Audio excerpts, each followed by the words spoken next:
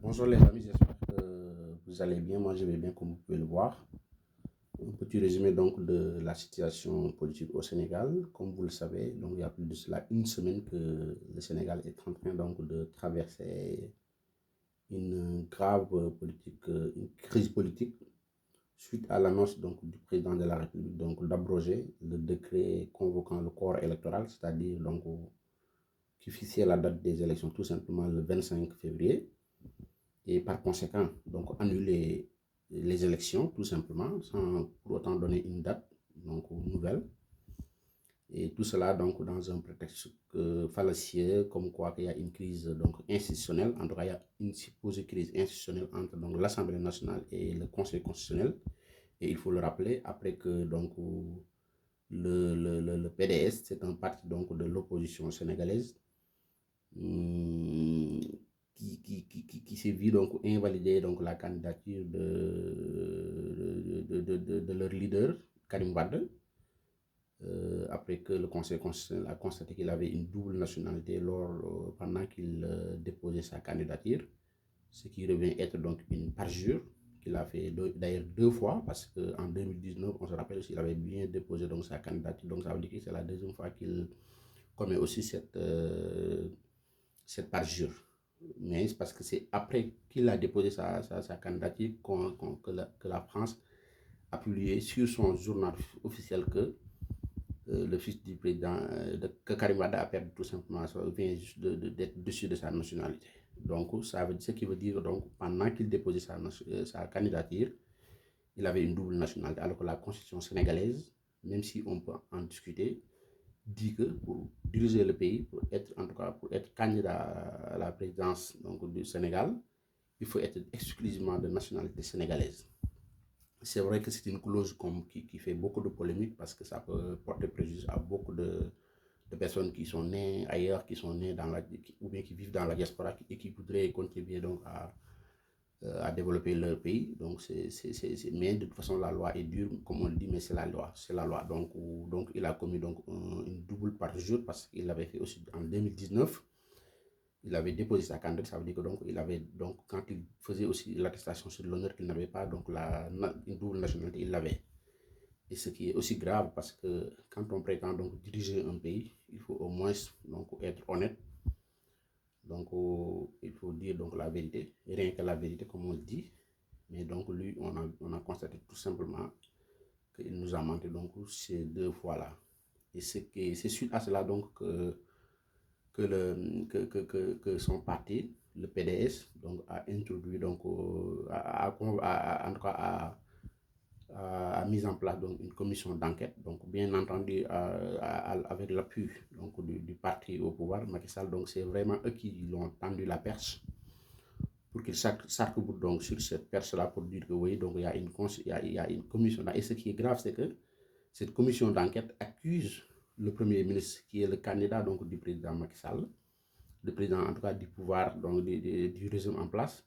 Cette commission d'enquête accuse clairement que le Premier ministre, qui est l'actuel Premier ministre Amadouba, a corrompu donc deux de ses magistrats, même plusieurs. Ils ont nommément cité deux personnes, mais ils ont dit qu'ils ont donc corrompu donc, des membres donc, du Conseil constitutionnel et que ce dernier aussi a nié catégoriquement donc, ces allégations.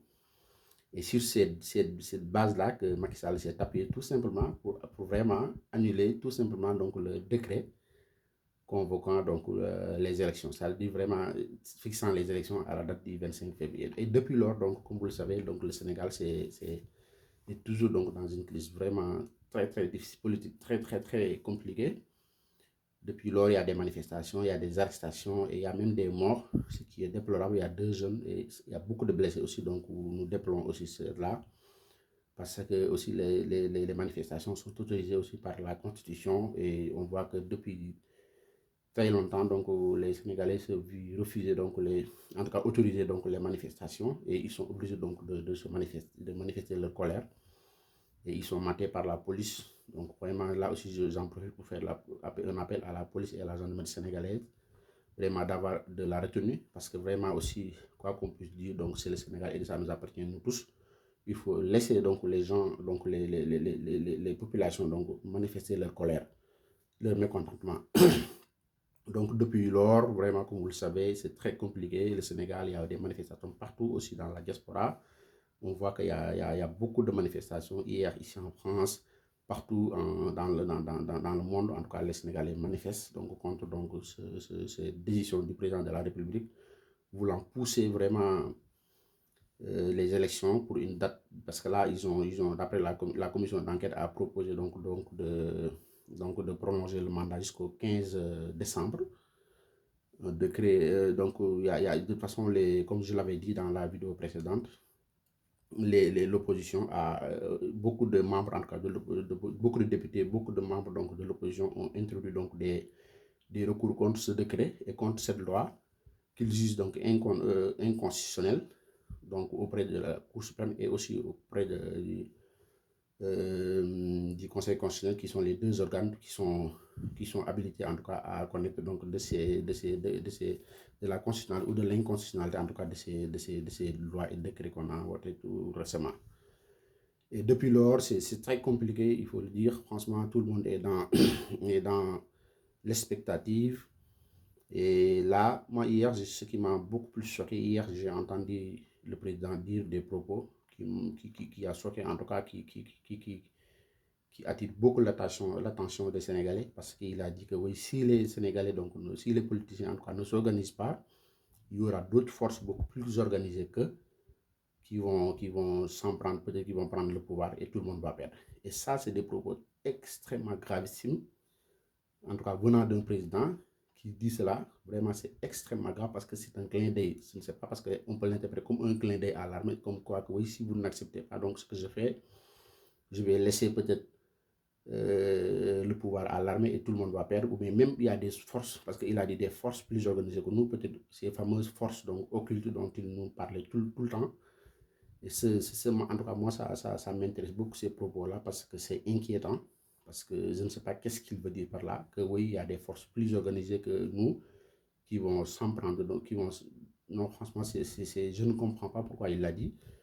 Et c'est grave. Moi, je trouve que ces propos-là sont gravissimes, sont dangereux venant d'un président en tout cas. Et voilà. Donc, voilà où on est. Parce que vraiment, un président, tout simplement, c'est que la vérité est que vraiment le président il n'est pas encore prêt, c'est ça quoi. Et donc c'est bien vrai que le parti donc le PDS lui a tendu la perche en convoquant donc cette commission d'enquête, mais c'est tout simplement parce que lui aussi son candidat n'est pas encore prêt. Eux ils sont pas encore prêts vraiment, ils savent que s'ils vont aux élections ils vont perdre les élections et Macky Sall veut s'assurer que vraiment quand il part il va laisser donc du Macky Sall aussi sans du Macky Sall.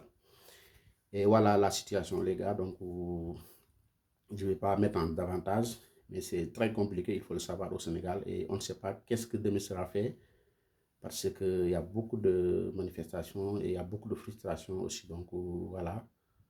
Je pense que, bon, on croise les doigts pour que ça ne s'envenime pas, la situation. Donc, j'espère que ça va tout aller ira dans l'ordre et que le Sénégal va retrouver donc sa stabilité, la paix qu'il a toujours animé. Donc, merci les gars, j'espère qu'on va se voir très prochainement et ciao.